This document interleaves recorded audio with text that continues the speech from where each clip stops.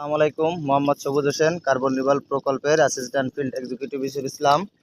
আমরা আসছিলাম এডব্লিউডি আধুনিক টেকনোলজির একটি পাইপ স্থাপনের জন্য। এখন কৃষক ভাই পাইপটি স্থাপন করবে তার জমিতে। নেন। কারণ যেহেতু মাটি অনেক নরম, তো সেহেতু হাত দেই সেটা পসিবল হচ্ছে।